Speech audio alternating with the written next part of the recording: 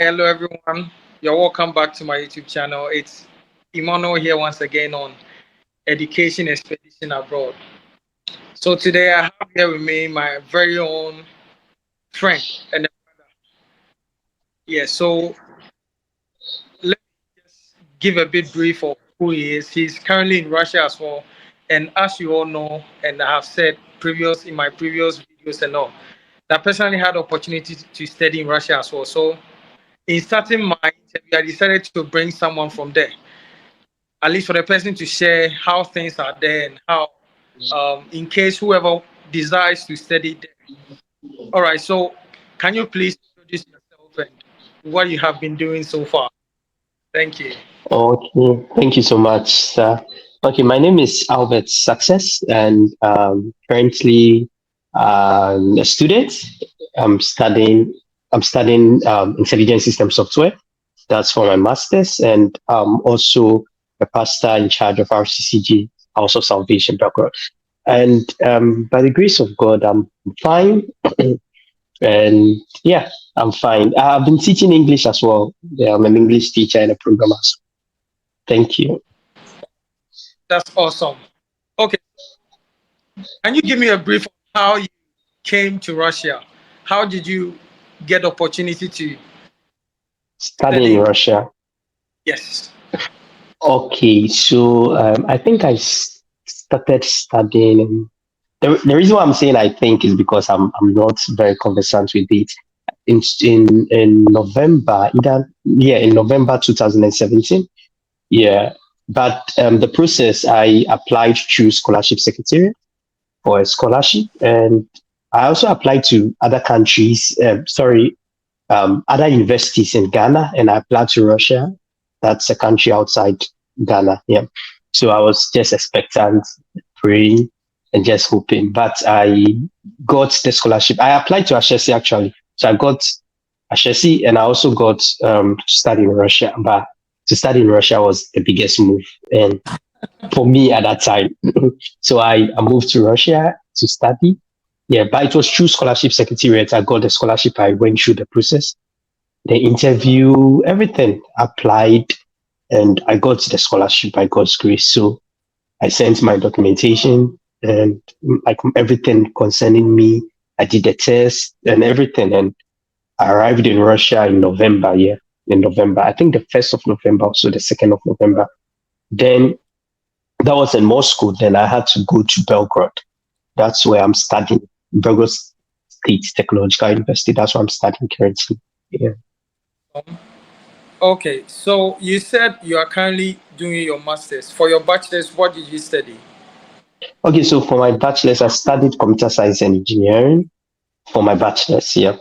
And I actually chose a course relating to management information system.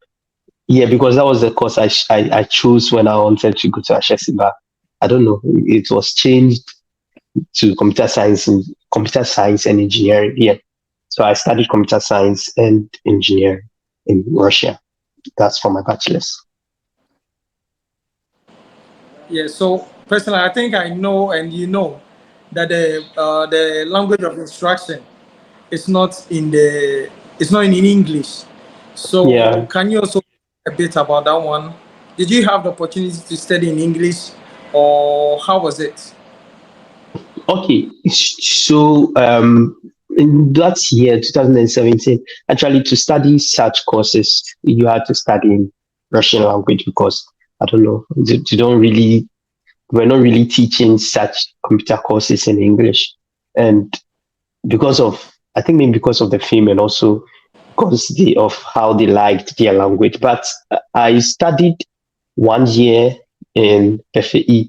FAE is more of like a preparatory faculty where you study the language for a year. Then after that, you write an exam. Then you go to the main course. That's when you start your course itself to help you to learn in Russian language. Yeah, it hadn't been easy. Yeah, but PFA looked like something easy because when you're If you studying say at fact, it's break it easy. down, or some might not Okay, really. okay. PFE is a faculty in Russian is Katavitina faculty. That's like a preparatory Okay. faculty. Yeah. So it's to help you to study in Russian. So you study that course. That's you study the Russian language and certain courses that will help you, like mathematics, like physics, like chemistry. What else again? Great. Engineering, graphic engineering. Yeah. So those courses will help you. You don't study biology if you're an engineering student, but if you're a medical student, you study biology. So you study all those courses in Russian. So you know the Russian word for certain things, and you also understand figures in Russian, and you understand the Russian language as well. So to help you to study in your main course. Thank you so much. So Oh, ask, okay. yeah. So how are you able to study the language? Because I How I know was I able to personally study. I've had my fair share as well.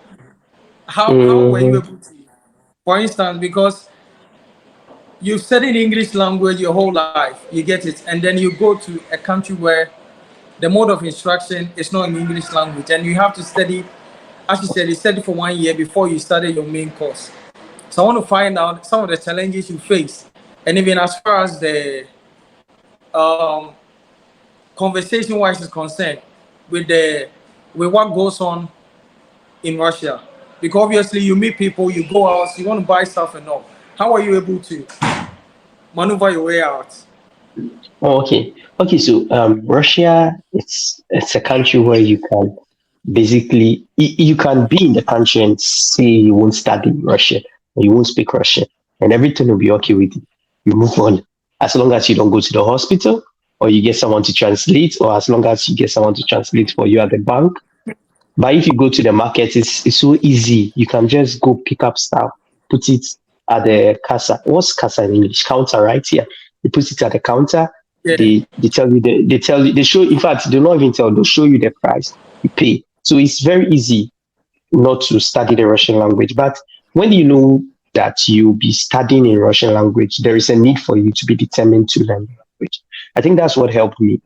Determination, and in fact, currently, I know that I would have to study the Russian language because the masters require bigger grammar. And I don't know, over the years, I don't think my Russian it's better. It's been better.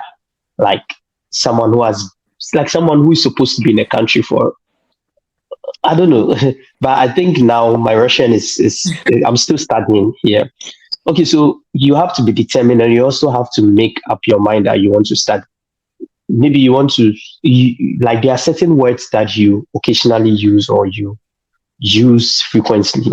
You should try writing them in Russian, and also be attending the classes, be studying the tenses, be studying, just be studying, be studying. I remember, was it last 2 weeks or so, last 3 weeks, I met a Russian who told me he doesn't know how to speak Russian. I was like, you're a Russian and you don't know Wow. how to speak Russian language. So it requires determination actually. And he was actually going for Russian language classes. Like I was surprised. Yeah. But you should be determined. That's one thing. Determination. And also you should practice, keep on practicing, practicing. Well, the challenge is I didn't I wasn't speaking Russian when I got to my hostel, when I got to my room. It was a place where everybody spoke English. Yeah. So the Russian was out and I was speaking English, I was speaking pidgin to the people I Yeah. communicate with. When I had to speak Russian, I had to, like one way or the other, maybe translate or something. That was my first year. But with time, I was able to speak Russian and also get yourself involved in certain activities. Yeah, I think they help, like maybe I think helping that's a very students. why you just said getting yourself involved with activities. Yeah, I think it helps. Yeah, like helping students out, translating at the bank and all that. You get to know new words and you get to learn. Like sometimes you can have a conversation with the facturer, like the people who sit and open the pass for you and all that. Yeah. I think you can just have random conversations with them and taxi. You should. Sometimes the taxi driver will be annoyed, but sometimes you should have conversation with him to help your Russian. That's very good. Thank you so much. You're So welcome. the next thing I find out, there's something that you spoke about because I remember during my time that I was there, one of the challenges that we had was with when it comes to employment. You know, in the Oh, past years, yeah, people have had issues with regards to students, like even somewhere, even sent back home and all that. And now, when you were introducing yourself, there's something that you said that now you are an English teacher. So I want you to also talk a bit about that one. Can you share more light? Like yeah. how is the country now with regards to work and all? Are students allowed to work? Okay. Okay, so currently, based on the rules, students are now allowed to work. At first, students were not allowed to work, but now students are allowed to work. And you need to sometimes you need to have a spravka, like something. I don't how do you spravka you need to have an authorized. Is it, should I let me call it authorization or I don't know. What's the English word? I'm sorry. That's you need to have. I get You need to have. you need to have that to show that you're a student sometimes, so that they don't give you a full work time, so that they know okay. that you're a part-time worker. Yeah. So I think it's documentation. Let me just say documentation to show you're a student. Yeah. So So like you need that document from your university or yeah, how is sometimes you need that document from the university. But one thing too is that the university provides employment to students. okay. Like yes, because they know that students can work and you have a safe environment, so that's the university sends employment, and also it helps because you know you are working at this time. For that, you don't even need a spravka because you are working in the university. You know that at this time, you have classes, and if they have to do anything, you can tell the teacher that oh, this guy has classes at this time. Let him be exempted by this time and this time because he's going to be doing this and this. But let him take extra classes or something like that. Yeah. So from the school, it's okay. Outside the school, it's okay as well. For me, for instance, I'm a freelancer, and like basically, I go on Saturdays, I teach, I get my money, and that's all. Basically, that's all. Okay, so But the pay is, pardon? is the pay instant? You say you teach and then you are being paid. Is it instant Yeah, or how yeah. does it Okay, work? okay, okay. So it depends on how you how do you say you decide with the person who employs you. If you want it instant, you can get it instant. Once you are done with the Rabochini day, like the work day, then you are paid, then you get your money. So I at first it was like that, like it was instant. Then later on, I told them, oh, let's make it a month. So after 1 month, then they send you the money. In 1 month, they send you the money. So you in Russia, your telephone number is attached to the bank. So you just give them Okay, your telephone number and you tell them, yeah. And also easy and it's very difficult to get work in Russia. okay, The reason why I'm saying it's very easy and very difficult is because it's very easy in sense that you search for work. It's the same process in Ghana and it's very difficult. It's the same process in Ghana. Yeah. And you have to search, you have to look, but you have upper hand when you have the registration, Russian registration. You have upper hand yeah, that's true. because of tax Yeah, and yeah, tax and other things. But without it, you have to try. You can go to ha.ru, send your application, then try to get away. But in the capital, it's very easy. In Moscow, it's kind of easy. Yeah.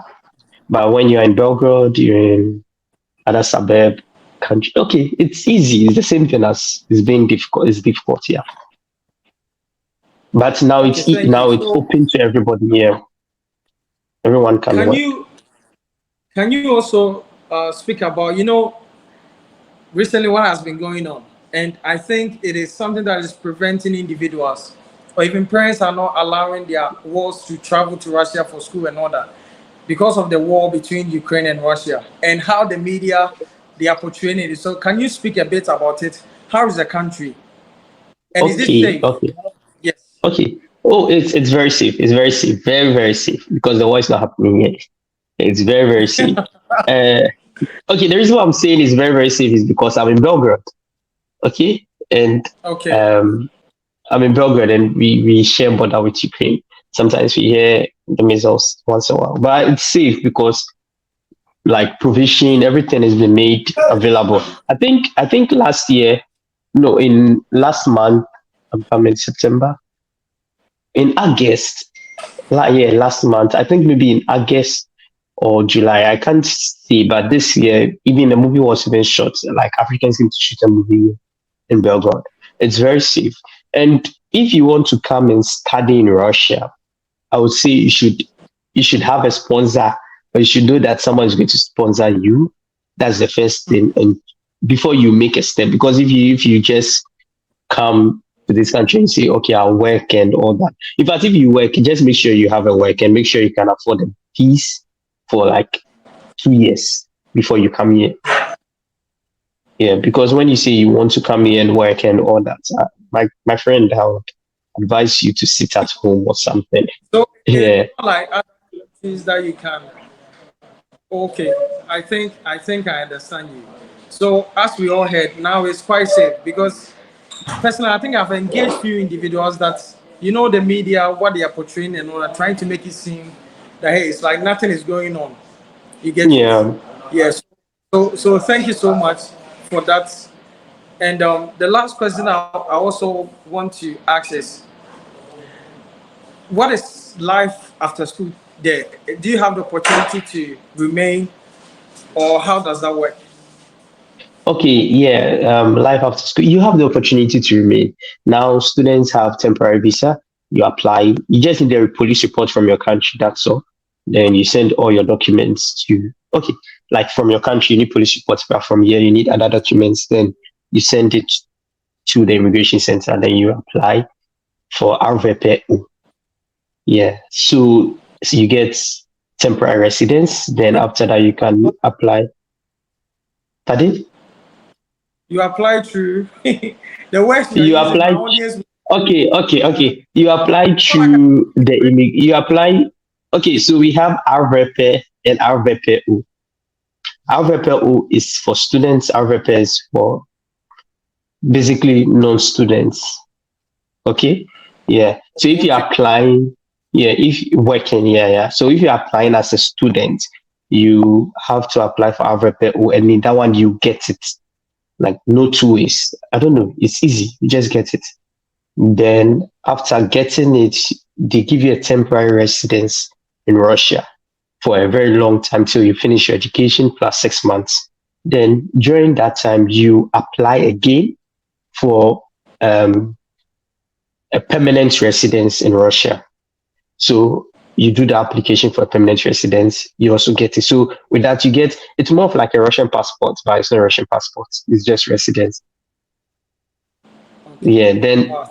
after that, the next step is getting a Russian passport. But now you can have dual citizenship, Russia and a different country. Yeah. At first you can't have. You see that you are for Russia, or not for Russia. It was like if you are for God, you are for God. If you are for Sita, you are for Sita. But now you can like apply for dual citizenship. Now it's permitted, and I think that law was in 20. I don't know whether it's 2023 January. Yeah.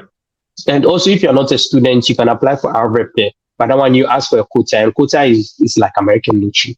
Yeah. So when the quota is given, then you get it. Then from there, you apply for the permanent residence. Then the next step is the Russian passport. Yeah. So Okay, as a so student, it's easy to get it. so after school, that means after you've gotten the chance to stay behind, you can still find a work. And can you live in any of the states of your choice, or you are Yeah. limited to where you are from? Probably the state that you study. Are you limited to stay there, or you have the chance to live in other states as well and even get works is work to do? Is that how it works? Yeah, that's how it works. You are not limited to where you are from. You can go anywhere. Like any states, any of the states in Russia. Yeah, I have a friend who stays in Belgrade but works in Estonia. Yeah, Estonia is a different country, but he's being paid in Russia. That's another thing. So you can go to any state you want. Yeah. So that means from everything that we've got to, or from all that you said, it really indicates that now the country is really, really open. Oh yeah, true. Yeah, it's open. It's And open. would you advise? Would you advise people to still come there and study? Yeah, I will advise you to study. I think now there are courses in English. You can study here. But I said if you are coming to study, you should get it. One, you should hear from God. God, you should know that God is sending you here. Then you should get a sponsor. If God is sending you here, then God is going to sponsor you definitely. If if you don't hear from God and you still want to come to Russia, get a sponsor so that you know that somebody will be paying your school fees. All right, all right. Thank you so much, Yeah. Albert. Thank you for your Yeah. time, and I really appreciate what you've given to us today. So have a good day, and then till we meet again. Thank you. Yeah, you too. Thank you so much. Yeah. All My right. English is bad, but don't worry. Thank you. Thank you so much. It was fine. It was fine. Thank you. Okay. Thank you.